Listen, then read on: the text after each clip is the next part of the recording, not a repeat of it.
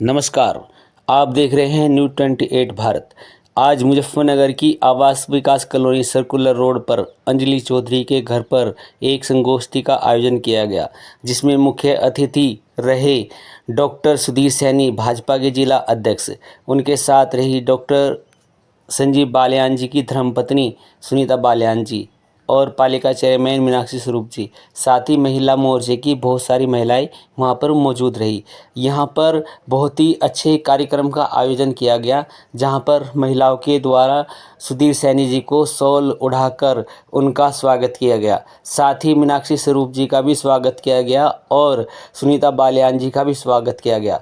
यहां पर सुधीर सैनी जी ने बहुत सारी महिलाओं को भाजपा की सदस्यता दिलाई। वो लगातार आने वाले चुनाव के लिए तैयारी कर रहे हैं और भाजपा के कुनबे को बढ़ा रहे हैं। उन्होंने यहाँ पर महिलाओं को आरक्षण की भी बात कही। उन्होंने कहा कि हमारी पार्टी के द्वारा दिए गए आरक्षण की वजह से कम 2 सीटें मुजफ्फरनगर में महिलाओं को मिलेगी।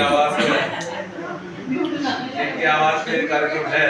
बहन ने मुझे बुलाया, मेरी बड़ी बहन में जिला अध्यक्ष रही महिला मोर्चे की अंजलि चौधरी, सीमा गोस्वामी जी और हमारी बड़ी बहन सुनीता शर्मा जी, बहन आचल जी। अब इतना नाम सबके याद हो और सबके लिए तो इसलिए सबके नामों को अपने से संपर्क करते हैं। अब सबके याद हो गए तो सबके लिए मैं एक तरफ से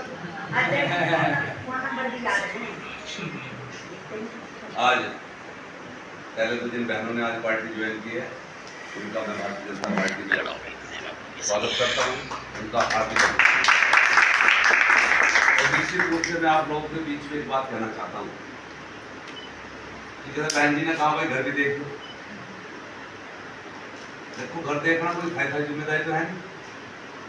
घर देखना क्योंकि ये बात जो है माननीय मोदी जी ने कानून के दायरे में चरितार्थ कर 35% आरक्षण संविधान के दायरे में आकर के संसदीय क्षेत्र में और विधानसभा के क्षेत्रों में इस देश में बहनों को देने का काम किया है। तो पहले तो मैं माननीय मोदी जी को बात के लिए धन्यवाद देना चाहूँगा कि महिला सशक्तिकरण के मध्य उन्होंने जितने भी काम किए हैं 2014 से लगाकर आज 2023 तक, मैं समझता हूँ कि उसका ही कारण है आज जहाँ हमारे समाज के अंदर बहनों की संख्या पुरुषों के मुकाबले में काफ़ी प्रतिशत में अंतर था, आज वो लगभग 15 से ज़्यादा प्रतिशत बढ़ चुका है। जिस प्रकार से चाहे वो बेटी बचाओ बेटी पढ़ाओ के अंतर्गत हो और चाहे अन्य सशक्तिकरण के कारण हमारी योजनाएं रही, उनके आधार पर निश्चित रूप से आज बेटी बचाओ बेटी पढ़ाओ के कारण बहनों को जो घर में ही जिन बहनों का मैं समझता हूँ कि भ्रूण हत्या कर दी जाती थी, आज आप ये देख रही होंगी कि वो लगभग शून्य के बराबर है। तो निश्चित रूप से परिवर्तन हुआ है और इस परिवर्तन का निश्चित रूप से आज पूरे देश में एक तरीके से महसूस भी किया जा रहा है।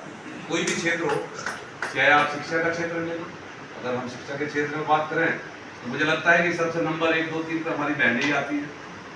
चाहे वो राजनीतिक क्षेत्र हो, राजनीतिक क्षेत्र में भी नहीं कोई कमी नहीं है।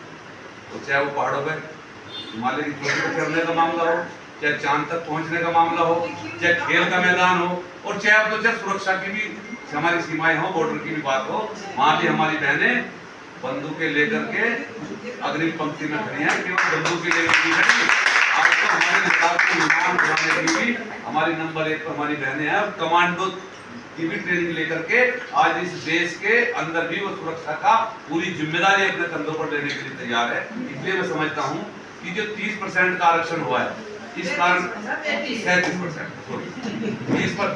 का तो हमारी पार्टी में है संगठन, यानी कि 30% का हमारे संगठन में भी आरक्षण है और 33% है 30, तो 33% का आरक्षण। चलो 30 और 33 में कोई फर्क नहीं, अगर मैं कहीं गलत होऊंगा तो 33 ही मान लो।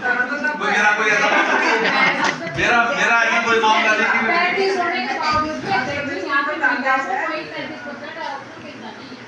है तो नहीं मिला कहां से है। वो बहन जी ने और कह दिया, जो थोड़ा बहुत कोई आदमी भी निकल गए उन्होंने और कह दिया घर देख लो। खैर मेरा आपकी बात तो आप इसे बहुत गंभीरता से ले जो बहने आगे निकलना चाहे राजनीतिक क्षेत्र में उनका स्वागत है। और क्योंकि निश्चित रूप से आने वाले समय में बहुत हमें नेताओं की महिला नेताओं की आवश्यकता पड़ेगी। अपने जनपद में 6 सीटें हैं तो मुझे लग रहा 2 तो लड़ेगी 35% में 2 तो पक्का है, 2 तो पक्का है। तो आपको बधाई इसके लिए, तो आप अपना सब तैयारी करें अभी।